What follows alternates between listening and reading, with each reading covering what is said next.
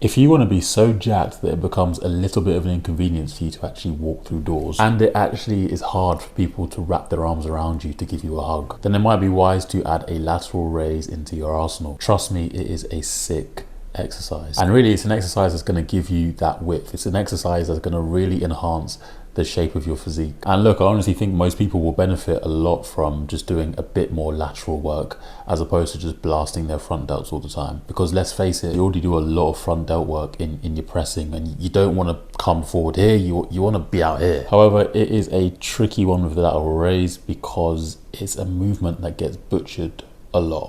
There's a lot of people doing this exercise wrong. So to get that wide physique, you want to make sure that you are actually nailing this exercise. So my friend, you've come to the right place, because today I'm going to be showing you exactly how to do just that. But rather than me just sit here and talk about training in my kitchen, how about we actually head to the gym? All right, let's go.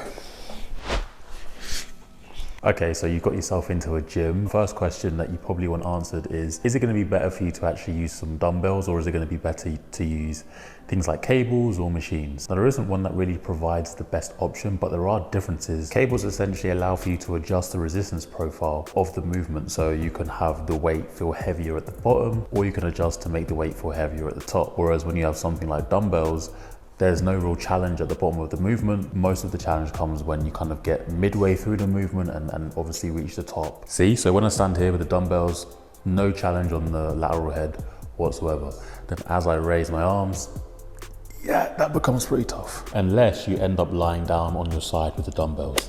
And I'm gonna put some footage over the top of this whilst I'm talking to show you what I mean by that. But that's pretty inconvenient. In your programming, if you can, I would actually opt to go for a movement where it feels heavier at the bottom and a movement where it feels heavier at the top, if you can. If you can't, just pick one that you enjoy the most, one that pretty much allows you to move through the full range of motion, and one that you can progress really well. And that's really important. You want to make sure that the lateral raise that you pick, you're not compromised by your grip, you're not compromised by pain in your elbow, and you're able to actually progressively overload over time, because that's what's going to give you those big shoulders. Okay, so let's say you picked dumbbell lateral raises. What should your form actually look like? Well, the first thing that we can talk about is the angle of your elbow. Me personally, I like to have a slight bend in my elbow.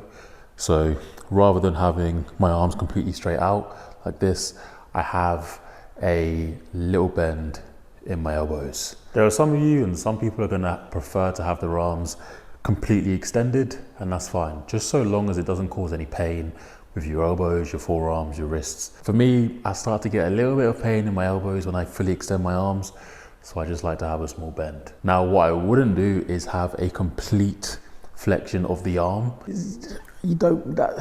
I don't think it's a good idea to really move like this with dumbbells. You want to have some sort of challenge going through the side of your shoulder, so you want to have some kind of extension through your arm. It's also important to bear in mind as well that the more extended that you have your arm, the more challenging it's going to be on your side delts, right? So bear that in mind. You're probably going to have to use a lighter weight and check your ego a little bit if your arms are completely straight. So then once you've decided on an elbow position that's going to be comfortable for you, you then want to raise your arms up to about parallel. And then a really great cue that's helped me a lot is think about actually pushing out to the side and up.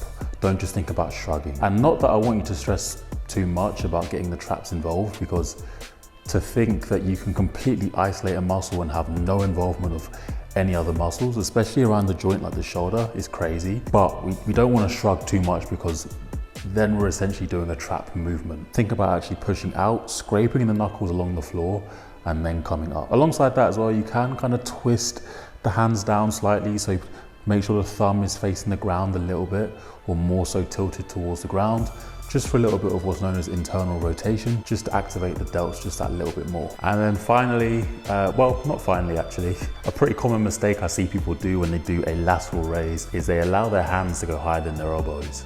So they'll end up lateral raising like this.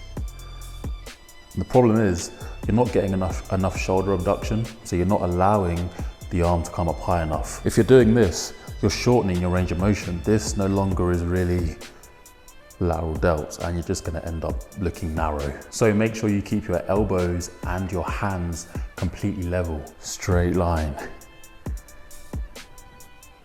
As soon as you start doing this, you know that the weight is way too heavy. And then finally, I would say you want to make sure that the eccentrics are slow. Control your eccentrics. Don't just let gravity take over and let the dumbbells drop to your side. Make sure you're controlling it down. Make that shit painful. Anyway, let's head back to the kitchen. All right, cool. So you've perfected the form. You got that down.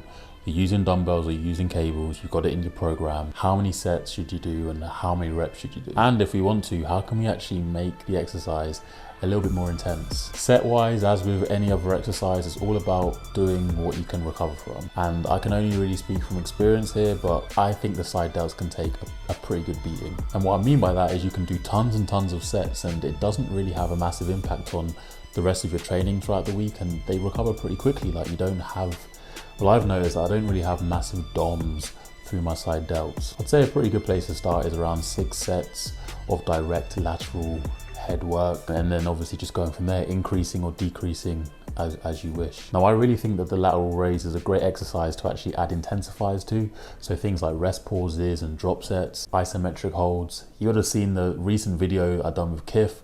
We done a brutal rest pause set on lateral raises. I was actually sore for quite a while on that one, but we done a rest pause set, and then we done at the end of that rest pause, we done an isometric hold. It was a pretty brutal set, and I actually really recommend doing things like that with lateral raises because it just makes them fun, man. Plus, I think if you're pushed for time, you could end up just doing like 1 set of a rest pause, which means that you're gonna collect a decent amount of volume. And again, it just makes it fun, it makes it intense. And that's gonna do today's video. I really appreciate you watching the video.